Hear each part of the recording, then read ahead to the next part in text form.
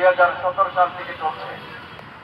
আমরা নিষ্পেষিত নির্যাতিত বাংলাদেশ বার কাউন্সিলের সময়ে সময়ে ভোট করে যে কোনো ডিসিশন যে কোনো সিদ্ধান্ত আমাদের উপর চাপিয়ে দেওয়া হচ্ছে।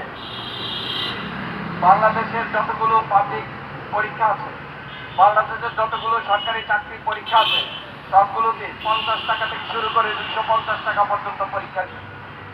আমরা আইনজীবী হলে আমাদের চাকরির মতো বেতন নাই।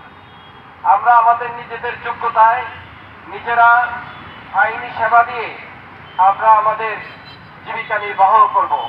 আমাদের এই পেশাবৃত্তির যে স্বাধীনতা, বাংলাদেশ সংবিধানের 40 নম্বর অনুচ্ছেদ অনুযায়ী যে পেশাবৃত্তির স্বাধীনতা আছে আইনগত কর্তৃত্বাধীনে আমরা যে আইনের ডিগ্রি অর্জন করেছি, সেই ডিগ্রি ভিত্তিতেই আমরা আইনি পেশায় প্রবেশ করতে পারবো।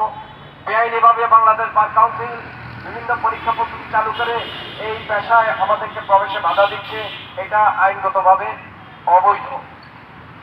বাংলাদেশ বার কাউন্সিল তারপরও যে পরীক্ষা নিচ্ছে, সেই পরীক্ষায় যদি আমাদের অংশগ্রহণ করতে হয়, পরীক্ষার ফি 300 টাকা নিতে হবে, সর্বোচ্চ 300 টাকা।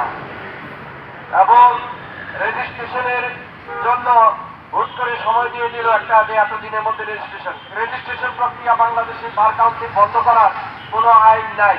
যে রেজিস্ট্রেশন প্রক্রিয়া অলয়েস চলমান, এইটা বন্ধ করার কোনো আইনগত সুযোগ নাই। রেজিস্ট্রেশন প্রক্রিয়া চালু রাখতে হবে।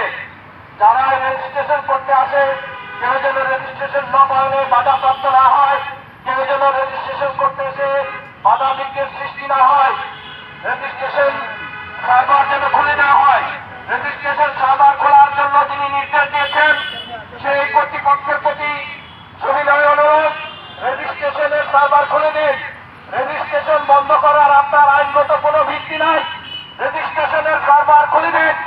আইনজীবী তালিকাভুক্তি সেই প্রক্রিয়া, সেখানে রেজিস্ট্রেশন করার যে বিধান, রেজিস্ট্রেশনের সার্ভার কেন বন্ধ করেছেন আপনারা?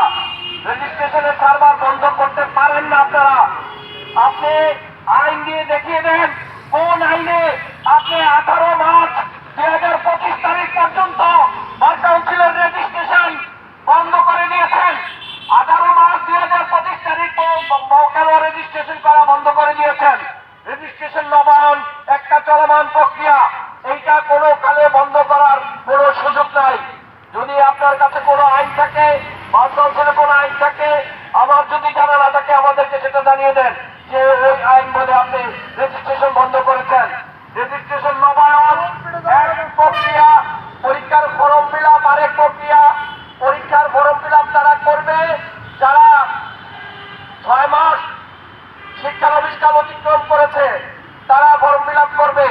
আর যারা রেজিস্ট্রেশন করবে নতুন করে, যারা আইনি সনদ প্রাপ্ত হয়েছে, তারা নতুন করে রেজিস্ট্রেশন করবে। আর যাদের রেজিস্ট্রেশনের মেয়াদ সম্পন্ন হয়েছে, 5 বছর পূর্ণ অতিক্রম হয়ে গেছে, তারা নবায়ন করবে। এটা চলমান প্রক্রিয়া, এটা